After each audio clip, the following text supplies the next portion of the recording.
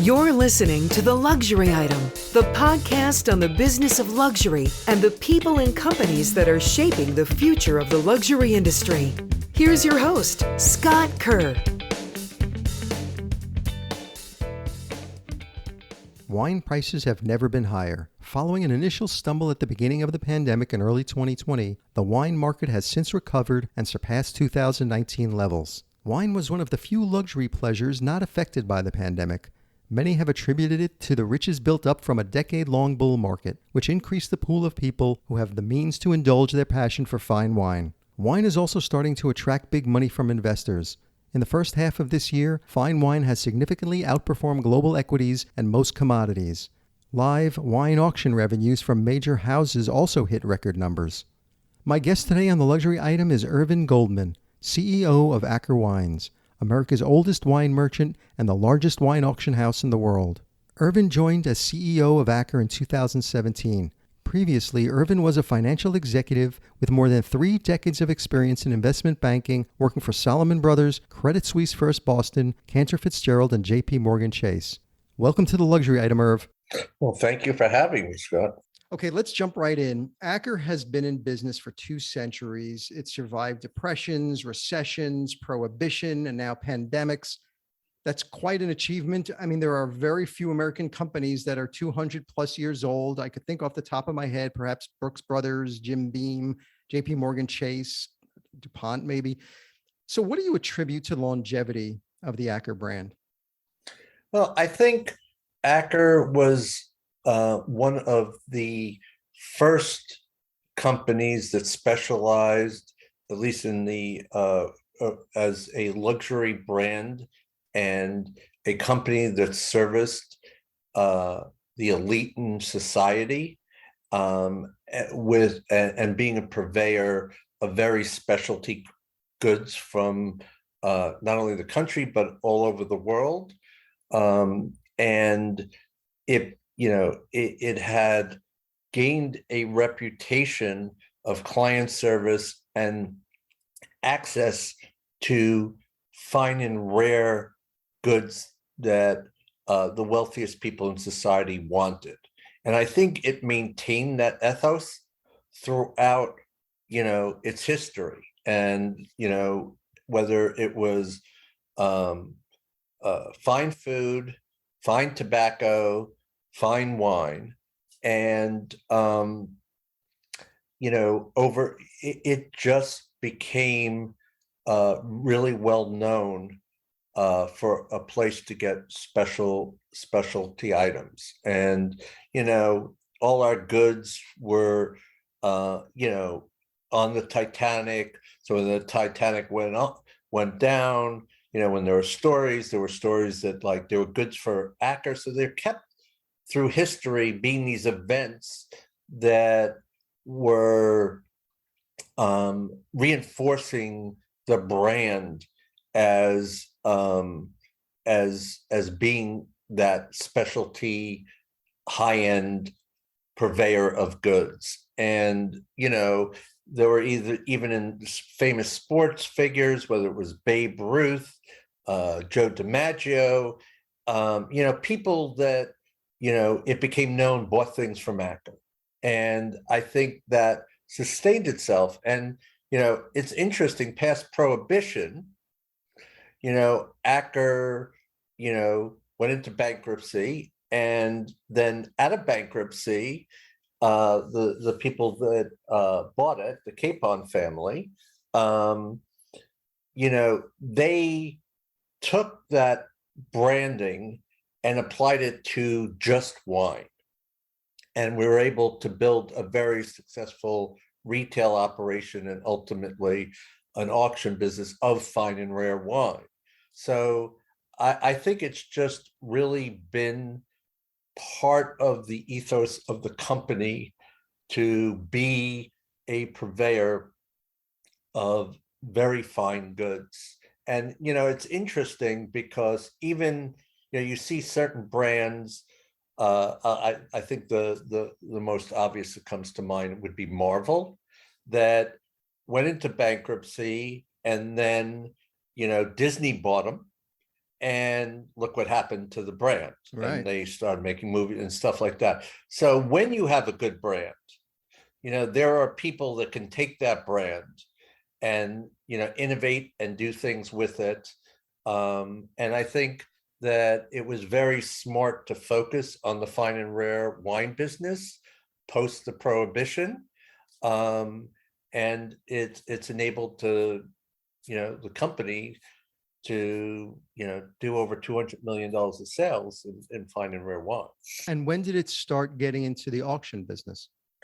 So it started getting into the auction business in the early part of the 2000s and started to really kick in around 2008, really. And that was by the third generation of the Capon family, who had basically bought the brand out of bankruptcy post-prohibition. And John Capon, who basically, with his dad, started an auction business, and then it was John that built it into a global auction player. And you joined as CEO and minority owner of Acker in 2017, I believe. And coming from a long career in the finance industry, how did this opportunity come about? First of all, were you already a wine collector? So the opportunity came about because basically through my brother, who was one of the largest clients of Acker's, and he was a huge wine collector. I had not been a wine collector previous to joining Aker. The Capon family had a need to raise capital, and I was at the time looking to invest and go in and run and grow a business. I was really focusing on healthcare and tech at the time. I went to take a look at the opportunity, and here I am 5 years later. So that's how it came about. It was really a reference from a major wine collector who happens to be my brother. So when you took over as CEO and first looked over Acker's business, where do you see the potential for growth, and how do you act on it? When I was analyzing Acker, I think there were three major things.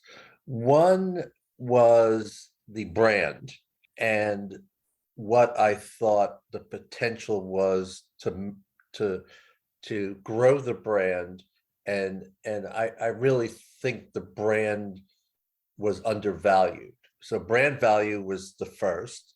The second was that it was what, in a niche business, it was one of the few global private companies, the other two being that were involved in wine at the time were Sotheby's and Christie's. So I thought that was very unique. Mm-hmm. And there was a unique opportunity there. And then the third was, it was a family business, and it had been in the Capon family for 3 generations, and it was run like a family business. So I thought there was a huge opportunity to take it from a family business and grow it into a medium-sized company.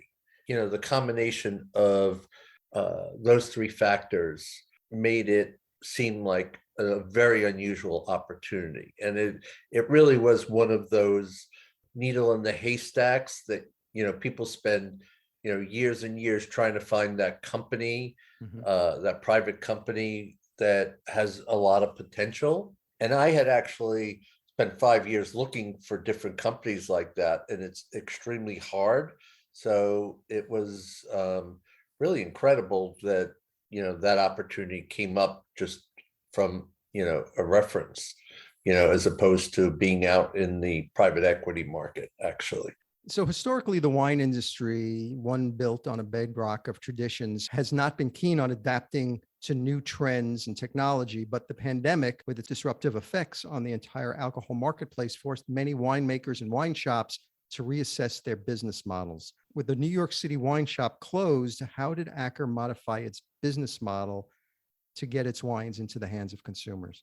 So we were very fortunate because, and actually lucky, because one of the things that that I did when I just had joined in 2017 is I made a huge investment in both auction technology and a website that had that was state of the art for the 21st century for e-retailing.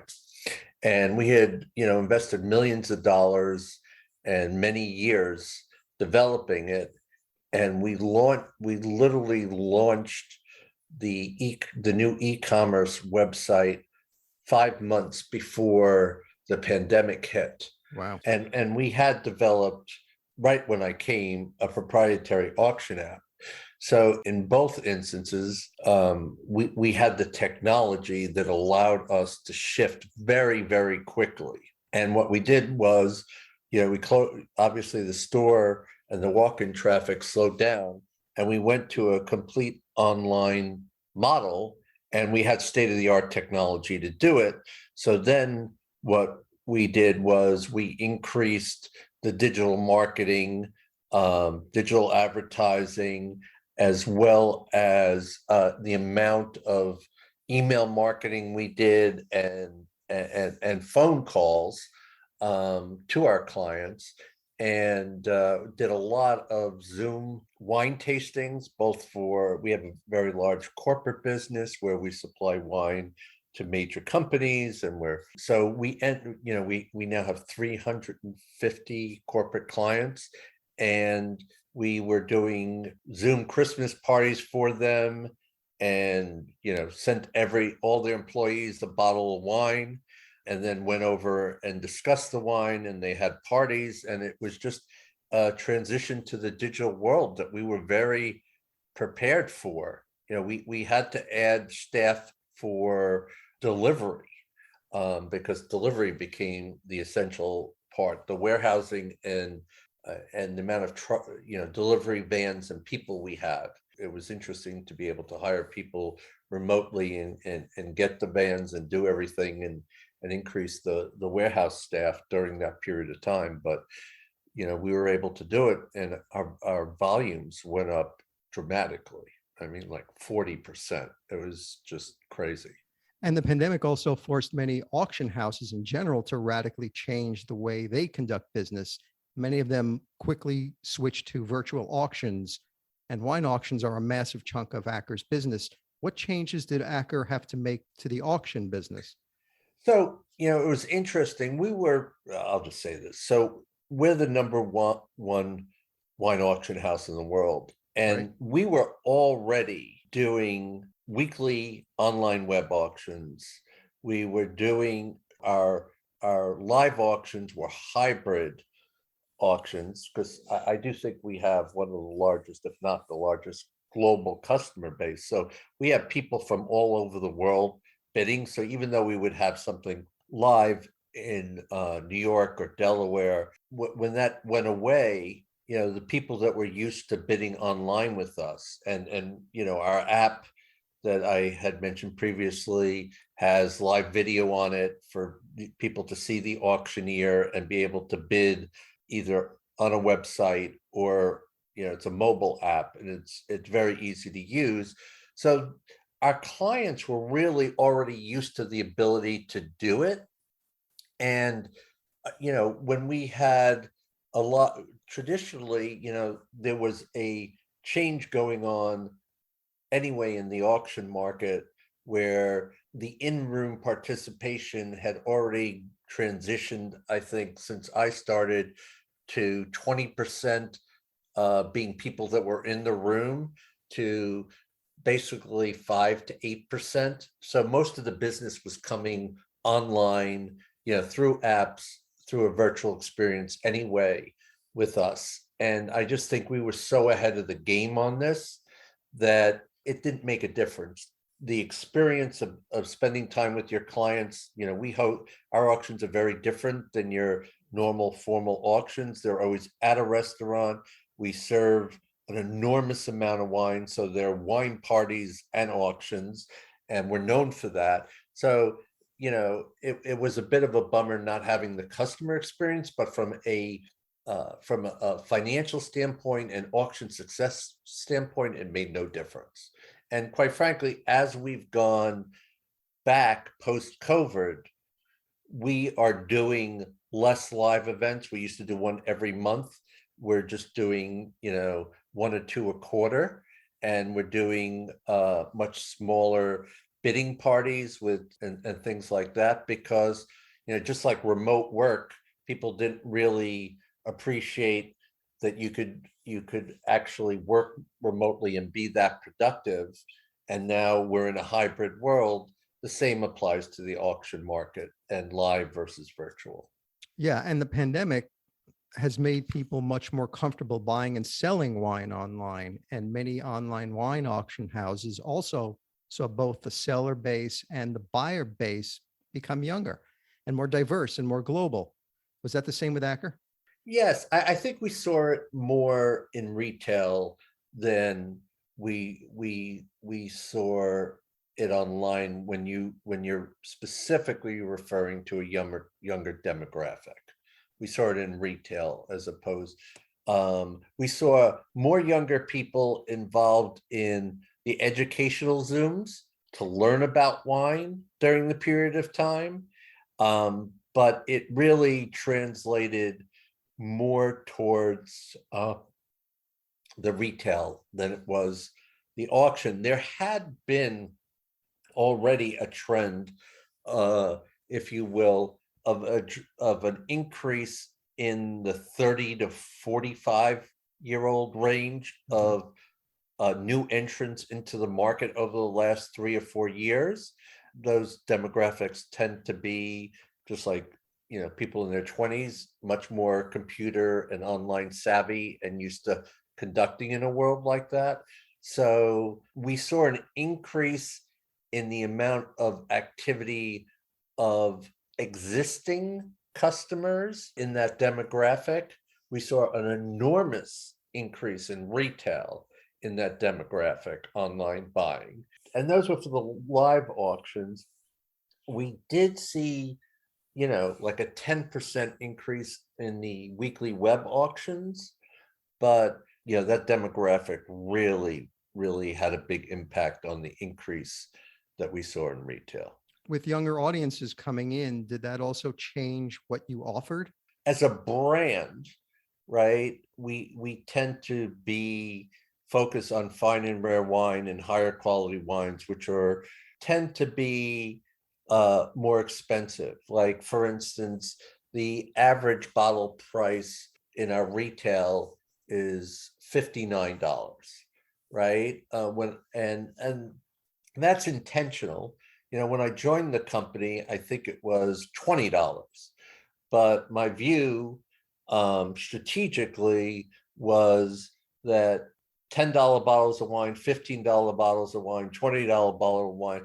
You see what's happening with Costco and the big chains, and they have these wines, they buy them in mass at a discount. And the history of the company was a luxury brand and higher and finer things. So our price point has shifted. It's not to say we don't sell a lot of $20 wines and $25 wines, but we also sell a lot of $100, $150 bottles of wines in the store. In our fine and rare retail, just to give people perspective, which is the majority of our business, the average dollar price of a bottle of wine is $1,000. So when it came to the online business, what we saw initially was the younger generations who were learning more about wine, buying $20, $30 bottles of wine to learn about wine and go through both our educational stuff that we were providing, as well as all the online activity. And they've, as they've found what they like, and they've gotten more interested, you see a pattern of them stepping up the price point, because those that, there are people that just like, okay, I want to drink wine, okay. and I like a good bottle, and these are the three brands or something I like, and I'll just buy them because I'll drink them. And then there are those that are really get into wine, the various regions of the world, get very, try a lot of different producers. And you see those people increasing the price point as over time. And those are the people that eventually become collectors. So I do think that takes more time, but we just did see an enormous amount of activity and new clients, basically in retail, from 25 to 45. It was just enormous, I think we had, I said our business volume was up about 40%, but our new clients were up close to 50, right? And it was mostly that age range. So a couple of years ago, you launched an interesting market analytics site for wine investors. Could you talk about that? What's unique about this tool and how it works and who it's for? When I joined, I had spent 30 years in financial services, and I was interested in learning about wine because, as I said, this was a business opportunity for me. I was not a wine collector at the time. So I wanted to learn more about wine prices, producers, trends, and so on and so forth. And I was shocked to find that really there was nothing out there that was comprehensive for you to learn about wine prices. And, the transparency was pretty weak about wine prices. So Acker had 20 years worth of data, and we went and cleaned the database with the purpose of creating an online platform of all our wine prices over the 20-year history of Acker.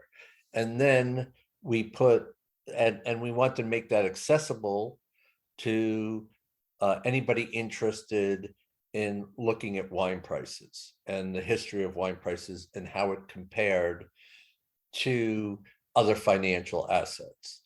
But so we created that platform, and really to look at it, we wanted to have the ability for people to look at wine the way they would look at the stock market. You could look at the stock market with general indices, and then there are specific industry indices, and then beyond that, you could look at individual stocks within a sector. And we wanted to create the same thing for wine, which we ended up doing. We created 200 wine indices to classify wine into like industry sectors, if you will, and regions and producers, so that people could easily, focus on a particular producer or region and compare it to other ones in the world. And we created a very, if you will, Bloomberg-like capability for wine. And it's on the website. It's free. It's available to anybody that wants to study wine prices, study how various different producers perform over time, how different regions perform relative to each other. Anything you'd want to know about wine, you can do on the markets platform. And it's very, very comprehensive. There doesn't exist any tool in the market that has the history of information, the accuracy of the information, and the analytics, the depths of analytics in the wine market right now. And people have started to, like anything, there's always good copycats. We started that trend, and you start seeing some of our competitors, some people that are involved in wine data, the wine data business, trying to come up with things to match what we have. But in my opinion, just as a financial person, there's nothing, there's no platform that's better than ours as of yet. And from an investment standpoint, the best bottles of Burgundy or Bordeaux remain a far less volatile asset to own at this moment than many others, certainly stocks and bonds. So why is the performance of investment-worthy wine less rocky than stocks and bonds? For a number of reasons. First of all, there is a perpetual supply-demand imbalance in wine, fine and rare wine, because one of the things that makes fine wine rare is that a lot of the production of these wines is small. So, over time, people drink them as well. So, you have one of these instances where you just have a dynamic where the demand for wine, which, by the way, keeps increasing dramatically, over the last few years, as more and more people understand it as a great investment asset. And so the demand keeps increasing, and the supply is limited just generally, but because of climate change and the impact that that's having on the wineries and their production, the supply is shrinking as well. It's a very unique dynamic for this asset class, and people that buy it tend to hold it. They don't trade it. So you don't see the type of volatility you see in the equity markets, where there's these huge sentiment changes based on like the macroeconomic environment or geopolitical environment. You don't get that in wine. It's sort of a steady thing. So this year, for instance, wine is flat generically, and there's some sectors that are down like 5%. But last year the wine market was up significantly, and basically it's one of the only asset classes that didn't give back 2021's gains. I mean, it maintained all of 2021's gains. And it was interesting because in the beginning, the first quarter of 2022, the wine market continued to go up. Mm-hmm. So all that really happened in 2022 was in the second quarter, gains it had in the first quarter, it went down. But as the NASDAQ was down 30% at one point, the S&P was down 20% at some point, and wine was just firm. And it's been like that historically. I mean, it's 7 times less volatile over time than the stock market, and it is the second best returning asset class besides global stocks out of any other asset class. It has unique characteristics, and people are understanding that. And then the final thing is that the market, the auction market, for instance, is about $500 million a year. So it's not on a relative basis this enormous market. The secondary market is about $2 billion a year of fine and rare wine turning over. So if you think about the available supply turning over in a year in fine and rare wine, it's somewhere between $2.5 to $3 billion. It's not an enormous, relative to other asset classes, it's just not an enormous one. And people are realizing it's one of the best ones.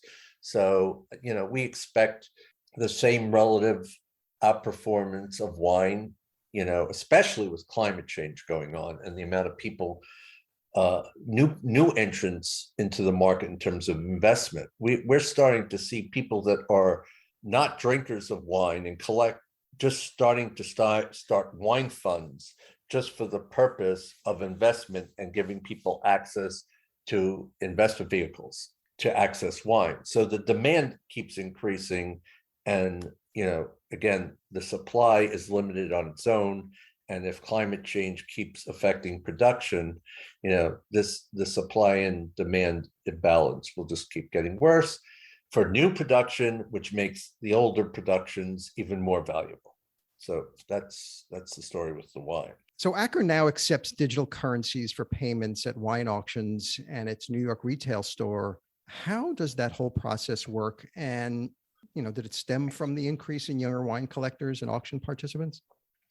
It's interesting. No, it actually stemmed from some international client requests, a number of years ago.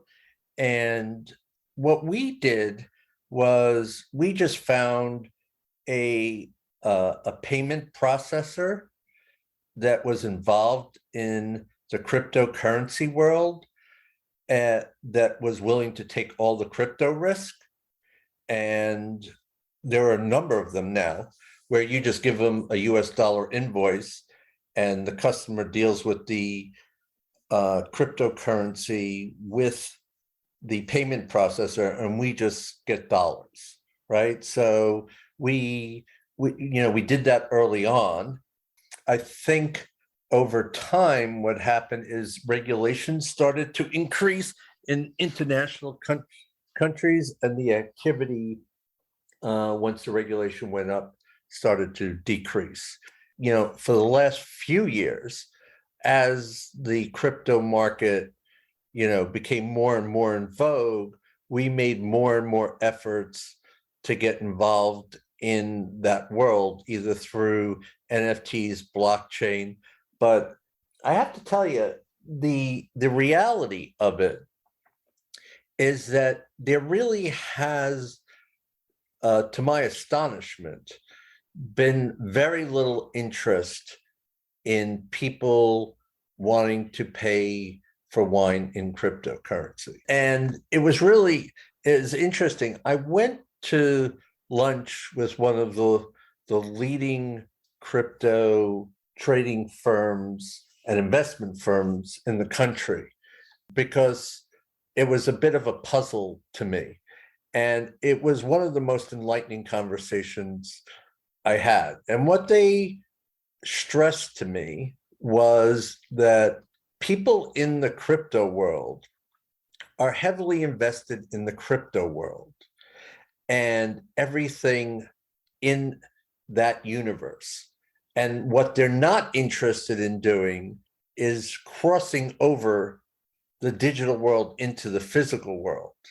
That is like for the believers in this market, and the idea of having a decentralized digital world, they don't want to cross over. And you see a lot of products and NFTs coming out from name brands. It's not clear to me at this point how successful that really is. We've done a lot of marketing. We did do an NFT, one of the first. And, can you definitely talk about that?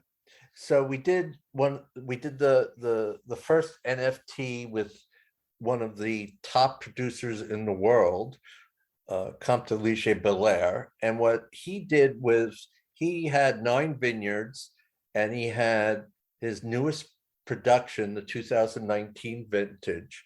And what he did is he always keeps the first bottle for himself, but he auctioned the second bottle, and he did a video tasting note of the bottle of wine, and talked about the vintage of that particular vineyard, because there were 9 of them. We sold that with the bottle, and they went for about 3 times the normal price. But it was interesting. Nobody has asked to trade them. They've just held them, and they own the wine, right? So it was novelty, and we wanted to see whether we could pick up on that by doing NFTs on special bottles of wine. And it really, it never really took off. There are some companies like overseas that are working with producers to go directly by, selling the concept of it being an NFT on the bottle and then having a digital signature for authentication. I can't tell how successful they are or not. I go on what's known as Etherscan, which monitors the activity that you can see on a blockchain to see how much activity there is. And I don't see a lot. So I'm still not clear whether, in terms of just NFTing a physical bottle or trying to sell wine for digital currencies, that is the avenue that is ultimately going to be successful in the wine industry. I think the area that blockchain will be very successful in wine is in the infrastructure and the operations related to it. So it's everything from authentication to shipping to payment, processing and tracking, and making things seamless globally. I just don't know whether I believe that blockchain as a forum for selling wine will be successful or not. We have tried, and so far it has not, to my dismay, because I'm a very big believer in blockchain. But that's been our experience so far. So, right now I see a lot of marketing, but not a lot of substance. How do you see the fine wine market playing out the rest of this year? I think that, we're getting to a period of time where the uncertainty of the macroeconomic environment is becoming less uncertain. The Federal Reserve, everybody is aware of their fight against inflation, and they're going to do what they need to do. We're already in an economic slowdown. I think the markets are, just a few months away from completely discounting it all. And I think that in that environment, the wine market stays steady. And I think when the markets start picking up again, I think wine will start going up again. But I don't see wine going down. So, Irv, my final question is the luxury item question, which I ask all my guests. If you were stranded on a deserted island and you can only have one luxury item with you, what would that luxury item be? It can't be any form of air transportation or water transportation or anything that requires mobile service. It's just you on that island all by yourself, surrounded by sand, palm trees, miles and miles of water. What would that one luxury item you would like to have with you? Well, I guess it would be Wagyu beef. And if it wasn't a food item, it would be, if it wasn't a food item, it would be a Toto toilet. That's a different answer, I assume, than you normally get. Yeah, I did not expect that, how you went from Wagyu beef to a toilet. So, but they're both luxury items. They're both luxury items. One's food, which, if you're on a deserted island, you have plenty of water, so you'll have plenty of fish. So I figured I'd go for beef. And then if it couldn't be a food item, it's like, it's either something that's shelter oriented, like a bed or something else. But I just thought having a Toto toilet would be a unique thing to be on an island. Irvin Goldman, CEO of Acker, thank you so much for joining me on The Luxury Item. Thank you for having me. It was fun.